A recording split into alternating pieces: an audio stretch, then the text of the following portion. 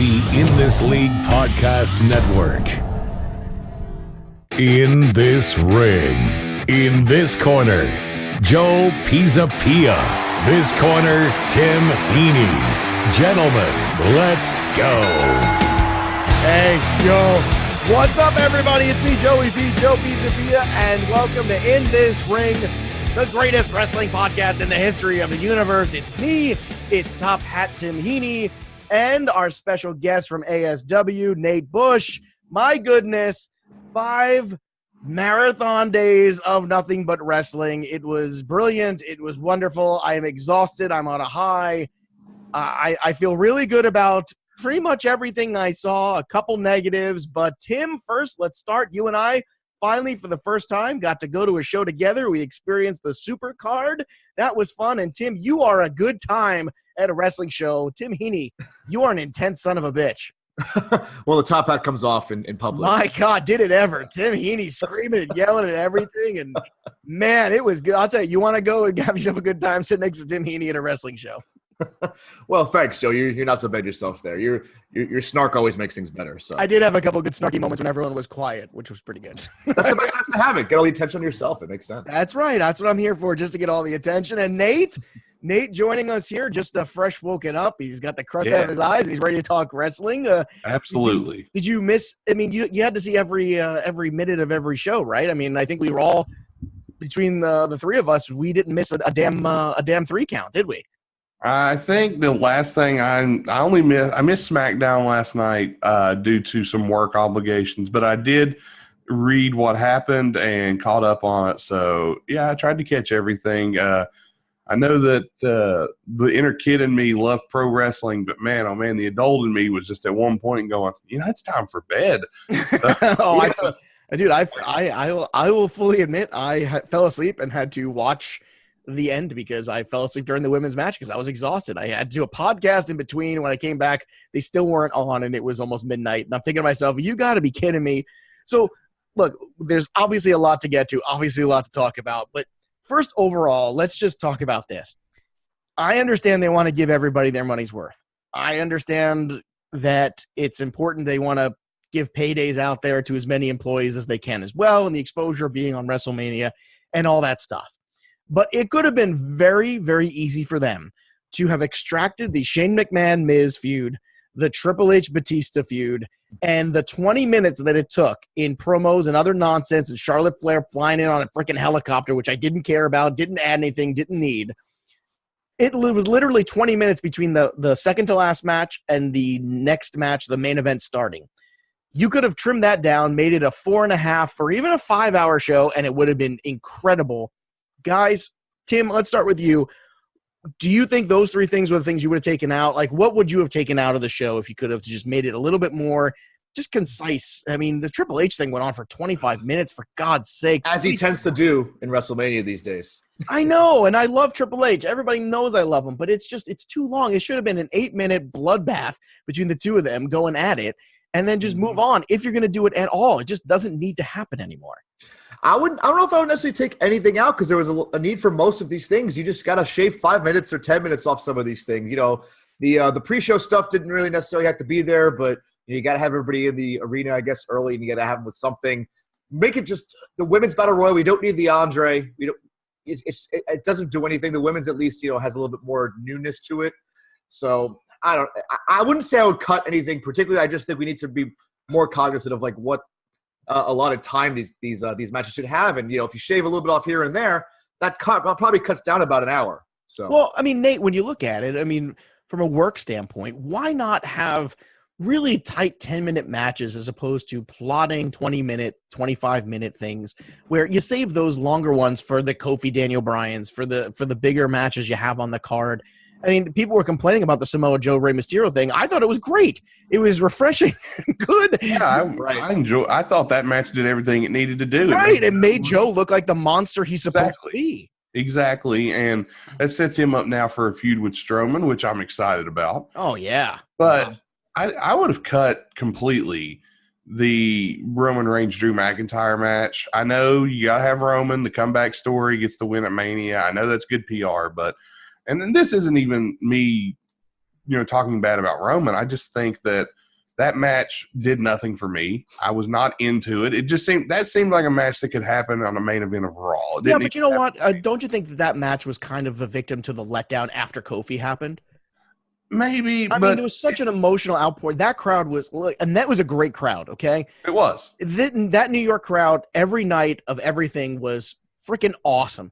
And if you're going to do a 12-and-a-half-hour wrestling show, there's only a couple places you could do it. New York, Chicago, Philadelphia. Maybe there's a couple other ones off the top of my head. Maybe L.A. Yeah, maybe in you LA. You can get away with it in Pittsburgh. Pittsburgh, you can get away with it too. There's certain towns and certain places you can get away with it. And that New York crowd did everything it could. But I just think no matter what, there's going to be a letdown by the time you cross midnight, which is unfortunately what happened to the women's match. And there's going to be a letdown afterwards of the outpouring of emotion of a Kofi Kingston moment where you can't follow Roman after that. That was just like, and I know it was Joe, but really it wasn't. Like, that wasn't enough of a palate cleanser to get to the Roman Reigns feel-good moment. I just didn't think that match really – I wasn't even interested. It's like, I love Drew McIntyre. I think he's fantastic, but I was waiting on the match to be over.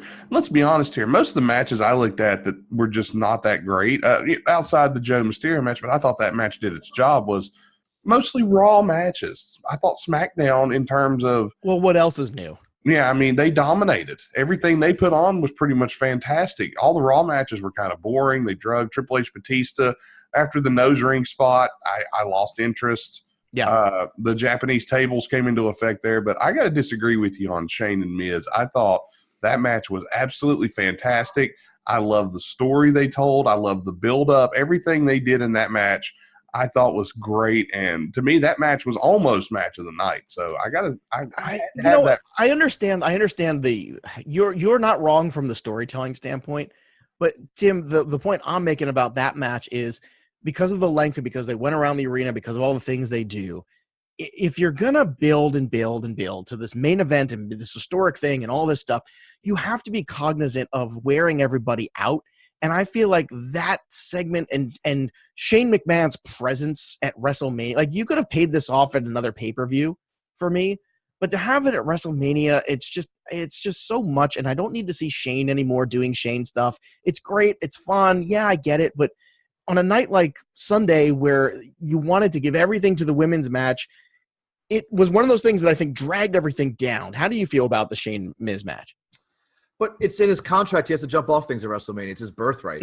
That's a good point. I didn't mind it. I think it dragged on a little too long, but I think what they did, the contents within it were good. So I was actually kind of following it. I mean, now we have a meme forever with the Mrs. Dad. And the funny thing about Shane teaching someone else how to throw punches tickled me a little bit. So yeah, that was Shane can't throw a potato. I'll give him that. That's absolutely true.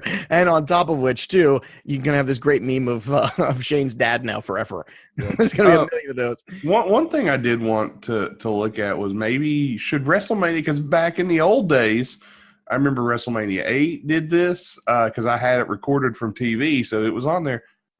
Would it be a bad idea for WrestleMania now to maybe have an intermission? You know, I think that's a good question. I thought that was the Elias Dr. Thugonomics. But you don't want to miss that. You don't want to miss that, right? But that's what Nate's saying, and I feel like the intermission is probably a good idea. Get everybody up and moving again. It's not a bad idea, but I think one or two things have to happen. If you're going to have the show be that long, I think you have to start it earlier. I really do.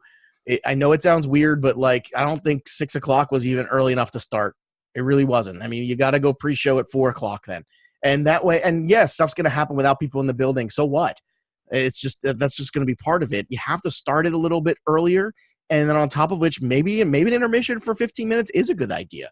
Maybe just kind of the palate cleanser or what have you. It's because you're looking for the bathroom match at some point in time. You need a bathroom match, but this way you take away the bathroom match. You get people a chance to get up and move, kind of get their legs back underneath them, take a breath. You sell more beer. You sell more T-shirts. I mean, it's an old wrestling promoter trick. They do it at house shows. So, I mean, you're right. And it works at the house show because I'll tell you what, even at the house shows out at the Garden, they did the intermission and you could have ended the show where you ended it, but you know what? We came back fresh and everybody was ready to go. And I think I think it's a great comment. I think that's something they should really think about when they go to Tampa, or maybe just not give us. It just doesn't have to have everything. And if you're going to give us everything, make it more concise. We don't have to have these marathon matches. And the guys who aren't on the show, like Batista and Triple H, you need not waste a half hour on it. It's past time. It's not enough. And I know they want star power, but make your own stars. You're taking away the opportunity and the time of making your own stars. Who's the next Batista? I don't know, because you're taking a half hour to show me old Batista. That's my. I'll give them credit. They relied more this year on their full-time guys than they ever have. And but that was because of all of us bitching about it. And they listened to us too. And let's go through the pre-show real fast here. Tony Nese defeats Buddy Murphy. Tim, were you surprised, or you think this is Buddy Murphy's now obvious move up to the main roster? Yeah, I think it's main roster, and could see him going to SmackDown, being a at least a part. Have a match with Kofi here and there down the road, or challenge for the U.S. title eventually. Yeah, I think I think it's more freeing Buddy Murphy from 205 because we know that he can eclipse that. All right, you got Ryder and Hawkins defeating the Revival. I'm sure this made you absolutely furious, Nate, right?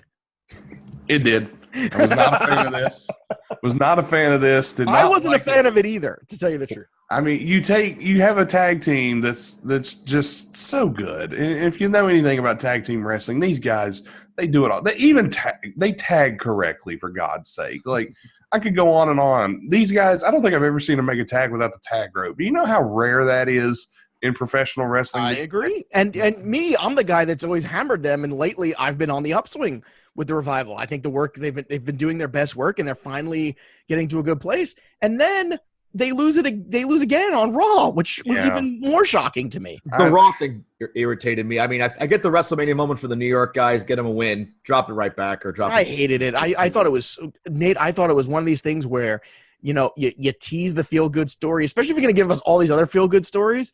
I really don't care about Zack Ryder and Kurt Hawkins and their feel-good story. It's not Zack Ryder is the guy who doesn't even work half the time on TV, but yet he gets a WrestleMania moment all the time. It's like, oh, here, win the Intercontinental title. Oh, here, win the tag team titles. I'm tired of Zack Ryder's WrestleMania moments at the expense of guys I like. I agree. I'm with you. Look at me. If you told me last year at this time that Nate and I would be on the same side of being angry about the Revival losing, I don't know. I think you'd be crazy. Best tag team in the world, my friend. Well, we don't have to listen when I say it. It's okay, but but this was just crazy. It's just nuts. All right, Carmella wins the women's battle royal. Whatever. I mean, it's if you're dating Corey Graves, I guess you get some. I really thought Sarah Logan had won that, and I was really excited. I've worked with her on some indie shows before. She is fantastic and such a sweetheart. If she's fantastic, how come every time I see her, she's awful in the ring? She does nothing for me at all. And this is why I like talking, because we have difference of opinions on stuff. I understand. Of course, this is coming from a guy. I'm biased because I know her. I'm sure she's a lovely person. She is, absolutely. I don't want to talk about her personally. WWE has I feel like they've stifled a little bit of her work. But I thought she looked strong in this battle royal. I thought they made her look good. And I thought she was going to win it. I really did. And I don't like the Carmella thing. I mean, I have nothing against Carmella because maybe if I get a job at WWE one day, I have a shot. But it's one of those things where she wins. And, guys, I don't want to sound bad, but that trophy looks like a giant uterus. I'm sorry. I don't understand why it looks that way, but we got to do something. Oh, God. I'm going to steal one here. I think we need to just, from the women's battle royal, I think we need to call this in honor of Sherry Martel, we call it the Sensational Invitational Battle Royal. Oh, God. That's why you're money on the mic. Yeah. I love that. We said similar things when the Moolah controversy was going. Yeah, so I think we already had the Mae Young Classic, so we couldn't do that. The Blaze Battle, I think, was one of the one that we talked about. Yeah. That's a good one too. The Blaze Battle. She's still alive, so let's not, Yeah. Well, I mean, that's fine. I mean, Tim, how underneath the ground is Asuka right now? She might sprout in a few weeks. Oh God, I don't know how you dig her out of this hole, man. It's just. So does that mean when she sprouts that we're finally ready for Asuka? I don't know. You know what? I said it on the show either last week or the week before.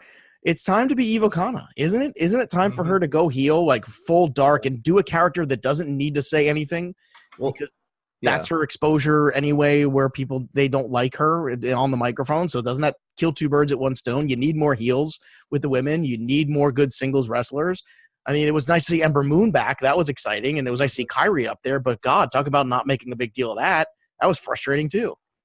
Well, with it being back in theaters, I think a murder clown would be good. So, yeah, kind of. Yeah, not enough murder clowns. That's just generally speaking. And then, of course, you got the Braun Strowman winning the Andre the Giant Battle Royal. I mean, I don't know. Like, I'm with you guys. I don't need it. It's fine. It's whatever. I'm glad he won it. I'm glad he won it, but I actually enjoyed. There was that split second where when the guys came out from under and they almost had him go over the top. I was like, oh my God, that would be, everyone's hiding under the ring this weekend. Just hide under the ring. That's what you want to do. All right, the old 96 Jerry Lawler spot. Yep. Yeah, over and over. All right, let's get to the main show. I could not love how this show started. Sans Hulk Hogan, but having Paul Heyman go through Hulk Hogan, that reaction, priceless. And then perfect. To start this event with this match was brilliant, because this is the thing that's been hanging over us for what seems like forever. And I know Roman did win the belt and it was back there for a couple weeks before he got hurt and all that stuff, but still, this whole saga of the Universal title not being on the show has been hanging over forever. To have Paul Heyman come out, start Mania with this match, to have it look like it was going to be yet another squash, to have it turn around and Seth Rollins winning, the reaction of Paul Heyman was one of the great things I've ever seen in wrestling. And God bless him. I'm such a big fan of his, but his mind blown look as Seth Rollins is pinning him was just incredible. This was one of the best openings to any WWE pay-per-view I have ever seen. I might even say this is the best opening moment they've ever had. Without thinking back to other ones, it's definitely got to be in the conversation. Nate, do you think this was the right way to start the show? And I like the start. I like what they did. Love the way they started the show. You're not going to get a better opener than Bret Hart. No one Hart, in my opinion, as I say here in my Hart Foundation T-shirt. But no, you know what? That's probably one. That's the one. Two. Yeah, I mean, I could see that. There's been some good openers. I would have to go through and actually really think hard about it, but I will say also important. How important, you know what I mean? Like even was it even last Mania? What one was Finn Balor, Seth Rollins, and Miz? That was an opening match. Yeah, I think that was actually last Mania. Wasn't that last Mania match? Yeah, and it was all downhill from there. It was all downhill from there. It absolutely was. But you know what? There was something, not even just from the quality of the wrestling, like Owen and Brett, but I mean just in the look, everyone, we finally hear you. Look, everyone, we are listening. Look, everyone, we recognize it's time for a change. It was such an important way to kick off the show where I think everybody just energized the crowd. And I think it was crucial to having such a long event that the crowd was so into it and so ready to go. Yeah, I mean, I like that they took the title off Lesnar because everybody, I don't think people really have a bigger problem with Lesnar as they do the title not being on TV. That's the biggest issue, and WWE recognized that. And I think it was smart that they decided, hey, we're going to have Lesnar have the title, and he automatically gets heat because he's not full-time. So I think it was a smart move, and it was good to drop it to Rollins. That solidifies Rollins as one of the top two guys in the company to me. And he should be. I mean, 2018, Absolutely. That guy worked his ass off in 2018, so he deserves it. He really does. Now, AJ Styles beating Randy Orton. Tim and I had high expectations for this. Tim, this didn't deliver to my expectations. To me, it was fine. It was fine, and I'm disappointed that it was fine because we thought this might be the low-key match of the night, potentially, kind of like undercurrent of non-title stuff that really could be a showstopper. It was fine, and that's disappointing to me. I wanted more than fine, Tim. Yeah, and this is definitely one of the matches, like you said before. This could have been punted to another show, another pay-per-view as a blow-off thing. But I understand. You have to have both these guys on the card somehow because they're both main event level type of people. So did this not deliver enough for you, Nate, or was it good enough for you? I liked the fact that these two had this type of match. Now, granted, it was basically the psychology of the who's going to catch who with the finisher. And I like that. I like the way they booked it. A little old school, because you used to see stuff like that with Jake Roberts' DDT. It's like, oh, is he going to catch you? This. And it was a cool style match, and it was different.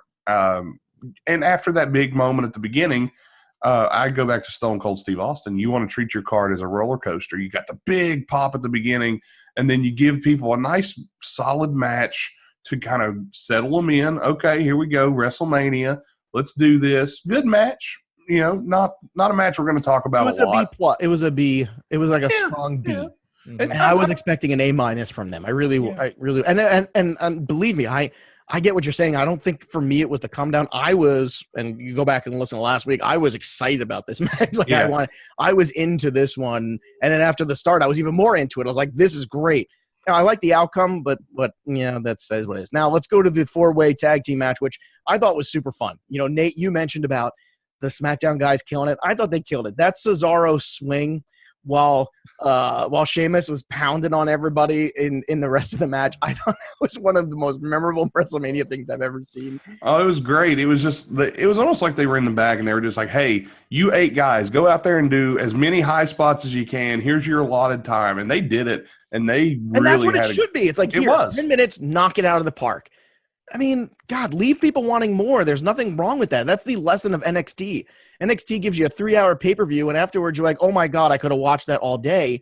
And it leaves you wanting more and wanting to see the next thing. And we'll get to that later in the show. We are going to talk about Supercard and NXT. We're going to do that after the break. We're also going to have my kids on, too. We're going to talk about WrestleMania from the viewpoint of the kids and a little 1, 2, 3 kids. We'll get to that soon. I like that the Uso retained. I was shocked that they dropped the titles on SmackDown to the Hardys. I was shocked by this. I'm glad they did, honestly. I think the Uso reign it was almost forgotten that they were the tag team champions. And I hate to say that because they're great. Well, they've never gotten over at WrestleMania, so I guess that was the reason. And I'm okay with them winning the match there because, honestly, the Bar didn't need it at this point. I didn't think that Ricochet and Aleister Black, I don't know why they're a tag team right now. It just baffles me. I think it makes sense for now just to get – I think part of it is we're going to work you guys to death, so we're going to try to take a little bit of the steam. Yeah, I guess that makes sense. I mean, think about it. I mean, you understand from a practical standpoint, these guys are working like 5 straight days. Yeah, they did. So I get it, I guess. But then we talk about how the mighty have fallen. Nakamura in the tag match here, just the Rusev Nakamura tag team. While I enjoy it, I just think both guys deserve so much more. You know what? I used to think that. Now I think this is exactly where they are. I just don't. I think that people love them and they're endearing, but I don't know. Might be what Nakamura wants right now. Might be what Nakamura wants, but Tim also I feel like Nakamura's had so many chances with Styles and a couple other guys where I don't know. It's just I feel like ever since that moment where he almost killed John Cena, the company was like just never behind him again. Well, stuff like that can get you on the bad side for sure. But I mean, don't you feel like that's kind of like that? You could take that moment as like the moment of the decline of Nakamura, where he was red hot. No, I'm saying where like with the company, where he was red hot, going into that, and then they gave him the spots, but they weren't really. I don't know, like they're just never as enamored with him since. Yeah, I see that, but at the same time, I also see it as. They did let him win the Royal Rumble. They did give him a major feud going into WrestleMania that people were hyped about. My biggest thing with Nakamura has been the way they've tried to adjust his character. I don't let Nakamura be Nakamura. He doesn't need to be the artist or, all these nicknames and taglines. Shinsuke Nakamura is Shinsuke Nakamura. He is a beloved name in pro wrestling. Just let him be him. Agreed. And go get behind him and go. Agreed. All right, we already kind of talked about Shane and Miz, so I don't want to go over that again. But let's talk about the women's tag and the outcome, which is the Iconics, which, I mean, if Sasha and Bayley weren't going to have their WrestleMania moment together, I'm all about giving the Iconics those belts. We've talked about it, Tim. I was very pleased with this. I know some people were not, but I think those two ladies are just super entertaining. And in a time where you need that, it's nice to have the great wrestling, but it's also nice to have two people when you come out, they're going to give you 10 minutes of good television. And that's what they are. They're not the greatest in-ring workers in the world. We all know that, but they are consistently good television. Tim, how did you feel about this outcome? And they're not terrible in-ring work. They just don't do all the flashy stuff. They do the character work. They do we're annoying heels who are best friends and we hate everybody else and we're iconic and we do the annoying catchphrases and stuff like that. And that's how you stand out. That's how you carve out that niche for yourself. And I agree. I think that, we said on the preview, if Sasha and Bayley don't do it, the Iconics should, because that'd be a nice surprise. It'd be a very smarky finish, which, I think we all like that. And yeah, I think the belts will be passed around a bit in the coming 6 months or so. I think we're going to get the Sky Pirates in there at some point, and then Sasha and Bayley could win it back if they don't break them up.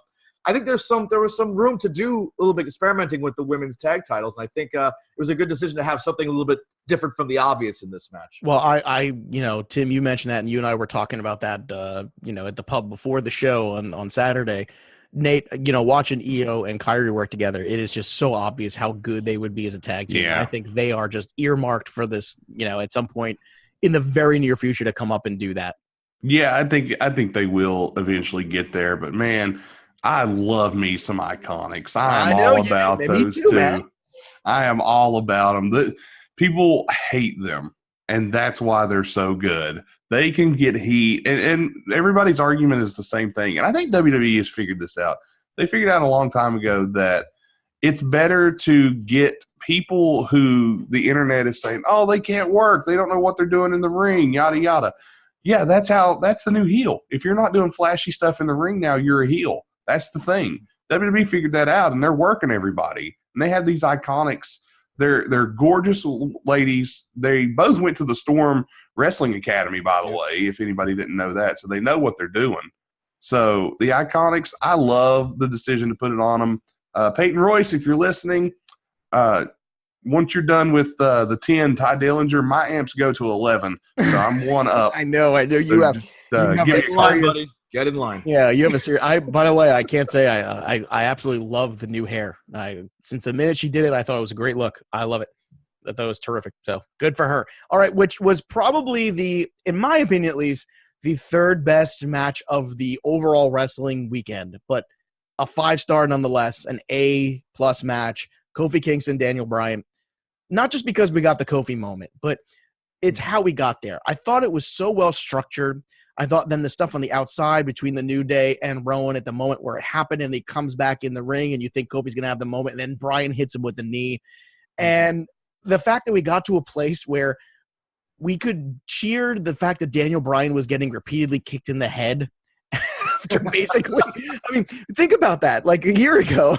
He's earned it. He's earned that turn on. He has, but the fact that we could all turn that off and we're so into it that we forgot that he was getting repeatedly kicked in the head after missing years of wrestling because of concussions.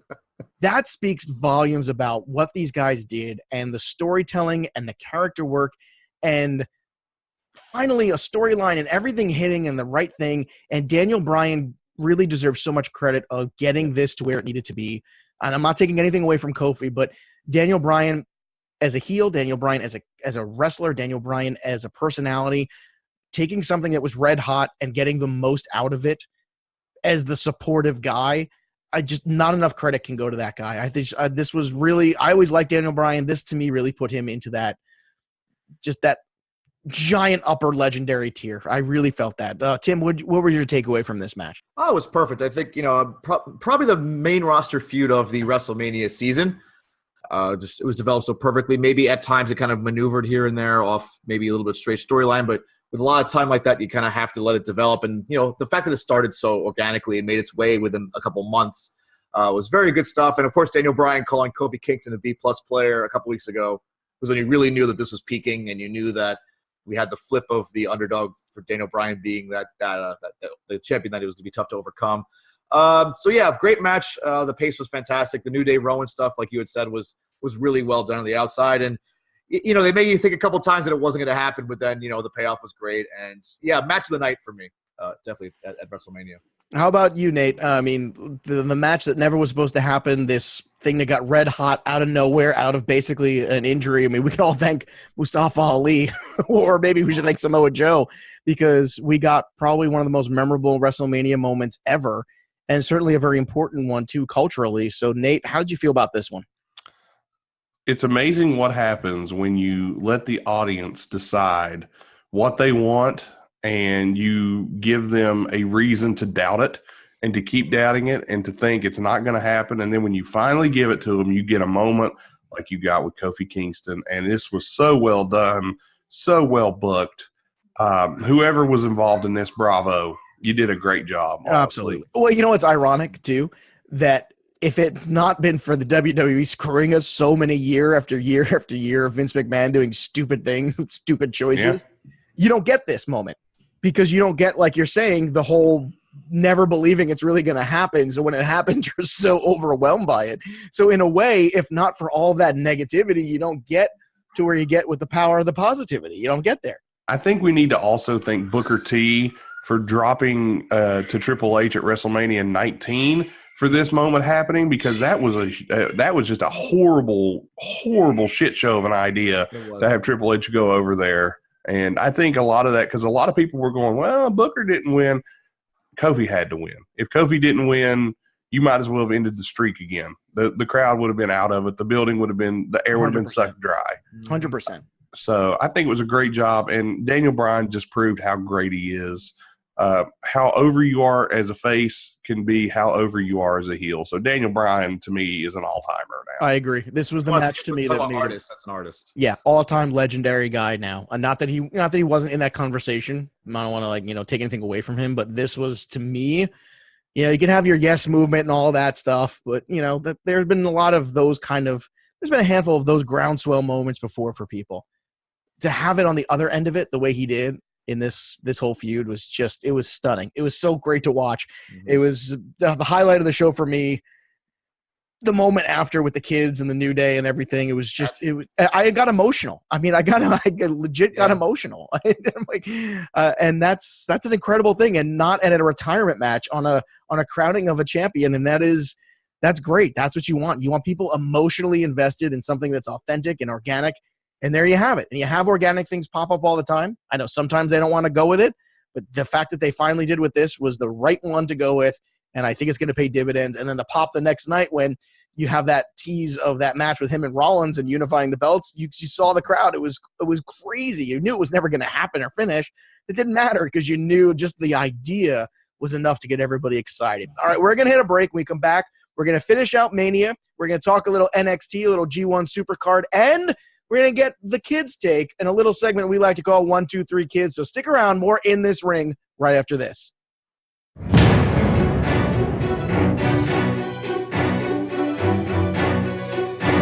In This Ring. Get down. All right, welcome back, everybody, to In This Ring. And it's that time in the show where we like to get the kids' perspective on what's going on in wrestling. And post-WrestleMania, I'm sure there's a lot of thoughts. So we're going to do our segment that we like to call 1, 2, 3 Kids. All right, here we go. So these are my two daughters. One is 6 and one is 9. We'll first bring in the 6-year-old here, Mick. Mick, say hello to everybody out there. Hi. Okay, so Mick, WrestleMania is over and done with. Overall, how did you feel about the show this year? What did you like about the show? I was very excited when Becky won both championships. You were very excited. Now, of course, you had to wait till the next day to watch it because it was a little long, right? So when you saw that Becky won, what was your reaction?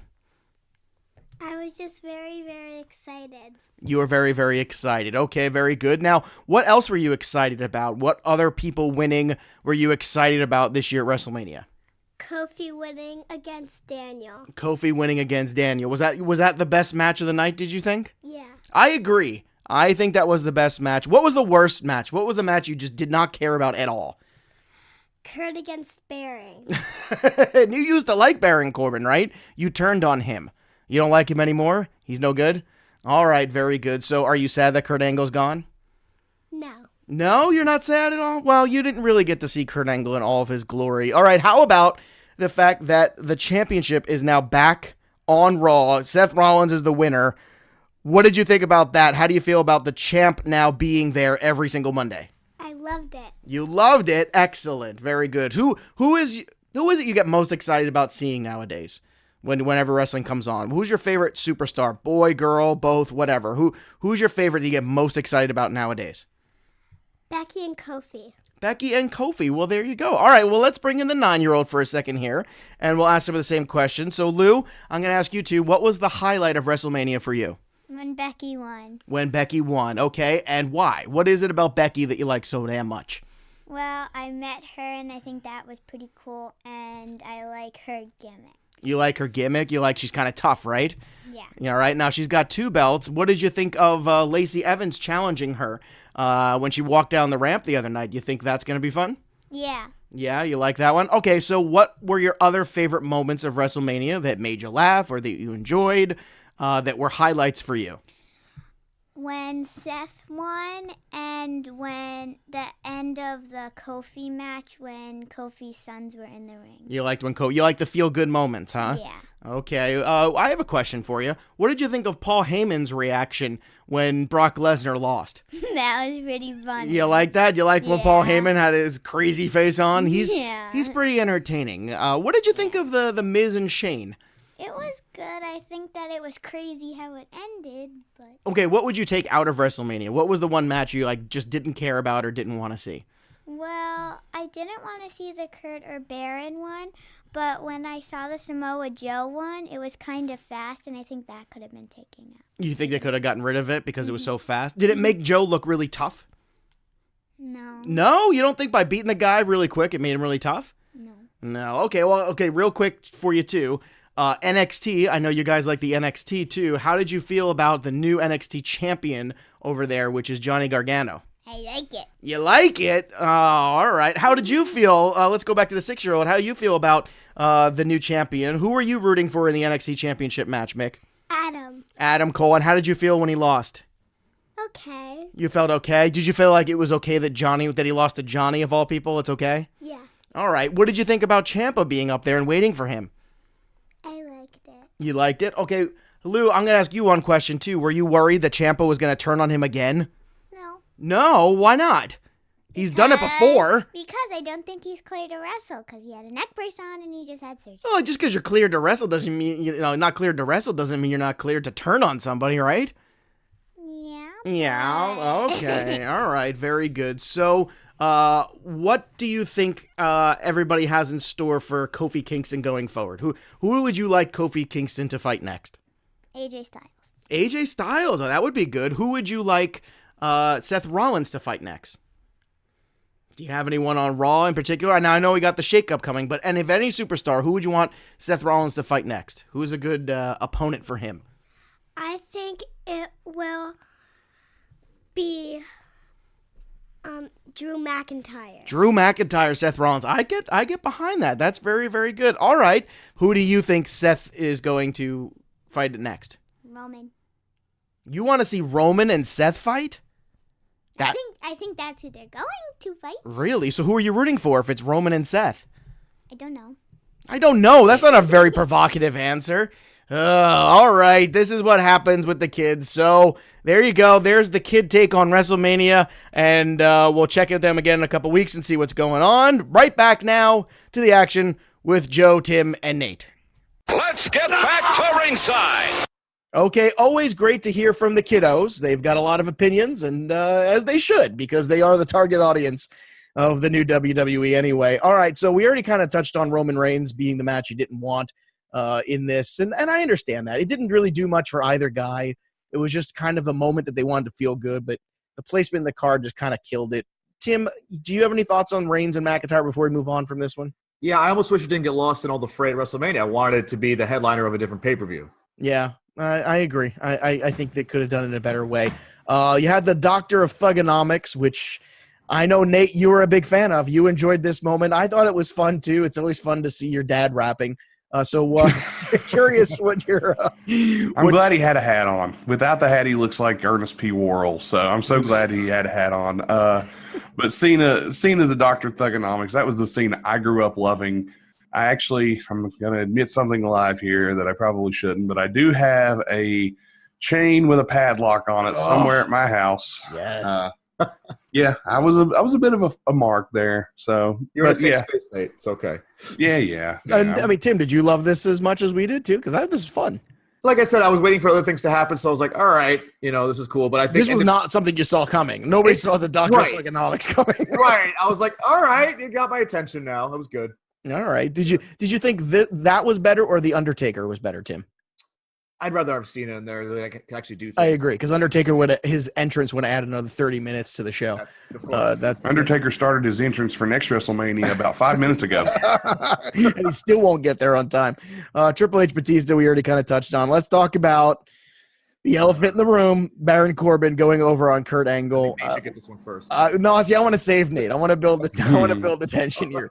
Okay. I mean, they must look. Everybody in the company must have a good feeling about Baron Corbin. I almost go to Patrick Corbin. Too much baseball I've been doing today. So I get it. Like I know Nate has his opinions about him, but I just want him to stop wrestling in the stupid attire. Like he's got to take the vest off and the slacks. He looks ridiculous.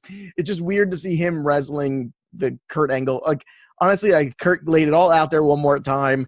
He tried to do the moonsault and the whole thing, and it was. I couldn't have.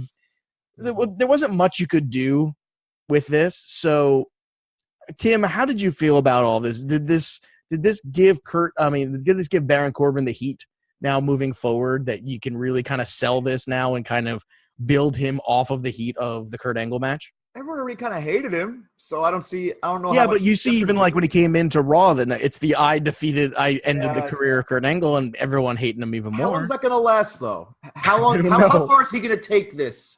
You know, retiring Kurt Angle is supposed to be something big. I didn't really get that out of this. Who would you have had him face instead? Pass the torch to Chad Gable, like we've talked about. All right, but that's another feel good. Like, don't you need some unlikable here? Like, I mean, would have been better served to have Drew McIntyre do it? Maybe that. Well, they already did that angle on Raw a bunch of. They did, but like so that could have been safe for this. That would have been a better Drew McIntyre match. Well, if Drew McIntyre versus Kurt Angle and then put Baron Corbin with Roman Reigns, then everybody would have been perfectly fine with the feel good Roman Reigns moment because everybody hates Baron Corbin. Right. All right, so there's your little turnaround in booking. Nate, do you agree with that, or I'm just gonna kind of walk away and just let you have the floor here, and I'm gonna duck. Go ahead. If you just turned on WrestleMania and you've never watched WWE before, and you were just like, you know what, I'll check this out, and you turned it on, and this is the match you called, you're wondering to yourself, why is this aged Olympian getting beat up by the waiter from O'Charlie's? You're really confused. This guy, Baron Corbin, is an absolute waste of my time. Not only did he block me on Twitter, you pussy, if you're listening out there, block me on Twitter. Not listening to our show. He is. Trust me. He knows where I am. The thing with Corbin is nobody likes him, and he does have heat, but it's like I changed the channel heat. He couldn't get over as a heel. He ended the career of Kurt Angle in the last match. Okay, he also ended Bull Dempsey's career because that made everybody want to jump off a bridge. That feud in NXT, if you remember that. Mm-hmm. Baron Corbin, Kurt Angle did the right thing. Kurt Angle going out on a loss was the absolute right thing to do. It's an old wrestling tradition. Go out on your back. That's what you do. Always. You try to pass the torch and hand it over to the next guy. Would Chad Gable have been the guy you wanted it to be?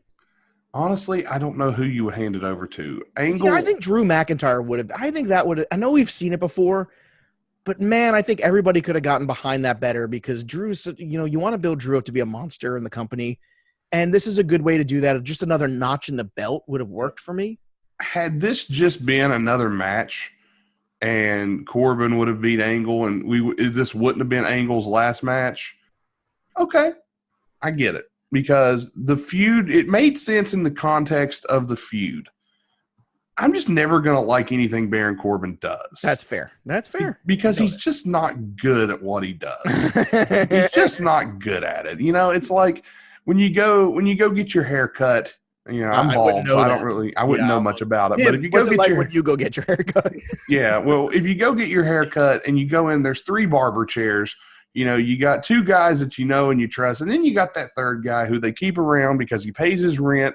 He does everything like he's supposed to business-wise, but he just can't cut hair.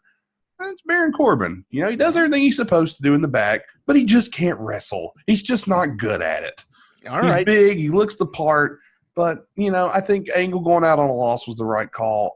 Maybe have Lars Sullivan debut earlier and let Sullivan beat Angle. Yeah, but I think that would have been fine, except the only problem with that is if I don't know what we're going to believe about why he didn't debut, but if it was an anxiety thing, I am not putting him in a WrestleMania match or this, or that early in his career. I think that's Meltzer crap. I don't believe Meltzer. I think it's a wellness issue to what I think. I think it's a different kind of wellness and it ain't mental. That's my. Yeah, I'm not a Lars Sullivan guy at all. Like I don't. He to me is like flatline. Like he is just one of these flatline guys. They're gonna try to push and they're gonna try to shove down our throats next. He's that next guy that every time he comes out on Raw, I'm gonna roll my eyes and not give a crap. And I'm a guy who loves heels. I love Drew McIntyre. I want heels with charisma. I want guys that I get excited to see, and I just do not get excited about him. I'd rather watch Baron Corbin than Lars Sullivan. I'll tell you that. Right? I must disagree with you. Yes, I know you do. At least Lars Sullivan looks like he could eat you, as where Baron Corbin's going to read the specials on the 2 for $5 lunch. I'm grateful that someone's checking to see how my meal is going, and Baron Corbin's that guy. I'm sure he will. Is everything all right this evening, folks? Yeah, Baron Corbin, half price apps after 9 p.m. Thank you, Baron Corbin. Hey, I think there's one thing all three of us can agree on. Half price apps is a good thing, right? Always Right, a good thing. Tim, half price apps. Absolutely. All right, there you go. All right, Absolutely. All right, so let's move on to the Demon Finn Balor, which I kind of agree with Tim's point, which is it would have been more fun to just show up as the Demon than to, it would have been bigger pop from the crowd. This match was what it was supposed to be for me. I wasn't looking for more or less. I was fine with this. I don't get the Bobby Lashley eye color thing. Tim, how did you feel about this? You kind of just gave up the belt to just win it back at Mania. Was it kind of just, I don't know, weird, forced? Is that the idea? Forced, maybe? I want Finn to hold it for longer. I mean, they were just kind of bored, and biding time WrestleMania, sometimes you get stupid ideas, and that was a stupid idea to just keep passing it. Stupid idea by a stupid idiot. That's what it was. Nate, how'd you feel about the Finn Balor match? I miss the days when Finn Balor just did his paint for the big shows, and we didn't have to call it something. It's just like he just shows up in big paint and in the paint for the big shows. What's wrong with that? I don't think wrong with that. I had the idea, and I don't know if you like this, but Tim and I talked about it, where it would be fun if Finn Balor kind of worked as the agent for the Demon. And, Maybe. Sometimes you get the agent, sometimes you get, Finn Balor, the guy, and sometimes you get the Demon. And it depends on whether or not the Demon's going to make an appearance and almost like work it like it's a split personality thing. I think that would be super fun. If they treated it like one of the faces of Foley, I think it would be a lot better. Yeah. Something like that. But they just treat it like, and I get it, the paint's a lot of work, and whoever does it with him, fantastic work. But it's just like, just let him do it and don't tell me he's going to do it. I don't need, and you don't have to be like, oh, it's the Demon. No, it's still they didn't Finn tell you Balor. at SummerSlam, and I was in that building, and that building popped and went crazy. Exactly. And it's a big deal to a lot of people. Bobby Lashley, you said you don't understand the contacts. I just don't understand anything about Bobby Lashley. Thanks, God. See, we agree on that. To me, he's always going to be the guy that calls other people bath turds. So, you're a bath turd. He's another guy, too. Another heel who's big and strong and whatever. He's not intimidating to me. He's not scary to me. He's not charismatic to me. I feel like they could make something work, Tim, with the Leo Rush stuff, but even that kind of falls flat for me. I mean, Bobby Lashley's just it's just bad. It's just bad news. Leo Rush is more fun to watch. 100%. It makes Bobby Lashley interesting. So. All right, let's get to the big one, the last match. Now, I know a lot of people were hating on the finish of this, and a lot of people wanted to crap on this match. When I was watching this match before I fell asleep at the very end because I was exhausted, not from wrestling, just from the whole weekend and kids From life. And life, right? Because I'm old now, and that's what happens. I was incredibly engaged. I thought this was violent. It was tough. Ronda took some big bumps there. I know that the table not breaking wasn't ideal. I know there were a couple things that didn't go their way. And I think more than anything, these ladies were trying so hard to just give all the energy they had. And I feel like they were trying to give so much because the crowd just seemed – they were into it. They wanted Becky to win, but they were just tired. And they were fatigued, and not because they weren't into it, because I think there's only so much time you can watch anything. Like maybe Nate can watch Peyton Royce for 7 hours and not get tired. Maybe. But I'll be tired. Oh no. Outstanding. That's why I love having you on the program. But really, honestly, like it wasn't their fault that they couldn't get the same not at all. as the Kofi thing for 2 hours before. So, Tim, I thought this was a solid B+ kind of effort, maybe / A- a little bit. A-, I would call it A-. I would call it A- because I got the outcome I wanted. And the finish, I didn't think was as bad as everybody else thought it was. I think they could have built to it a little bit better. Right. But at a certain point, when the ref tells you go home, go home. It was getting to the point where people couldn't get out of the building because mass transit was going to stop at 1 a.m. Well, that's other miscommunication problem that they didn't talk about with New Jersey Transit, which already is a bane of many of our existences. But I know it was a bane of your existence this weekend trying to take a bus back from Montclair. Oh God, yeah. Kind of complicated our plans on Saturday with Just the a fans. little bit, but that's all right. But with the finish, it's a better visual to have a tap out of Ronda than a roll up with Ronda's shoulder not even being down, which you could easily tell. So it should have been a much more momentous occasion to finish that great match, another historic great match. Kofi and Daniel Bryan had that definitive finish. A roll up can be a finish if you build it right. I didn't see the context leading up to it to really make it make sense. Well, I feel like they didn't want Ronda to tap out, and they didn't want Charlotte to go get pinned clean. Well, it's a weak passing of the torch then. But that's the whole thing. So, Nate, what was the finish for you for this match? First of all, how'd you feel about the finish? Second, what would you have changed? I actually like the finish. I didn't think it was that bad either. I agree. I like the finish because, let's be honest here, as awesome as Becky is, history shows in this match she's the underdog because Ronda Rousey is Ronda Rousey, Charlotte Flair is Charlotte Flair. And I like the finish. I actually like the fact there's some controversy because now that leaves the door open if Ronda comes back. Agreed. Charlotte still has a claim. Granted, when you look back on it, maybe in 10 years, you're going to be like, okay, well, she may have had a shoulder. But for now, in the booking process, you've left yourself an open door. You got the pop you wanted. You got the finish you wanted. But you're going to be able now to leave yourself something for a little later down the road. Better ways to do it. It seemed too fluky. Becky needed to be stronger in the finish. Okay, I could see Becky needed to be stronger, but personally, I didn't mind it because I also think back to Macho Man Randy Savage, WrestleMania 8, beat Ric Flair on a roll-up, and he held the tights. So right, it can work. I mean, we'll just have to see what they do with it. It can work in its opportunities. I'm kind of on the fence about it. I don't hate it. I think there could have been better ways. I think that's the general consensus. Like, I think anybody who was disappointed in this match was one of two things. They never wanted to see the women in the first place headline WrestleMania, so they were just finding right. So screw them, and they were just finding things to critique with it. Or it's the people who, legitimately I don't know. They want to always just find something to hate on because it was the thing that was shoved down their throat. And it's just their natural thing to revolt against it. Whereas I don't think that's fair. Because when I look at it, it was a pretty damn good match. And I saw the people's reactions afterwards, and everybody was super excited about it. They just did not have the energy level to be into that match the way they were 2.5 hours before in the Kofi match. And I'm not exaggerating. I want to say it was literally 2.5 hours between. You're not far off on that. No, I measured, the time was 5 o'clock to midnight or 12:30. 12:30. It ended at 12:30, and the Kofi match was right in the middle. Yeah. So I mean that ending to the Becky match happened at 12:30, and I know for a fact it had to be at least minimum 2 hours because of all the things that happened in between. So it's almost 2.5 between Kofi winning and Becky winning, and that's just a lot to ask of a crowd. Do you guys think they would have? If they didn't want the women's main event, they wanted to have that bigger reaction. Do you think that there would have been a talk to flip the two of them and have Kofi be the main event?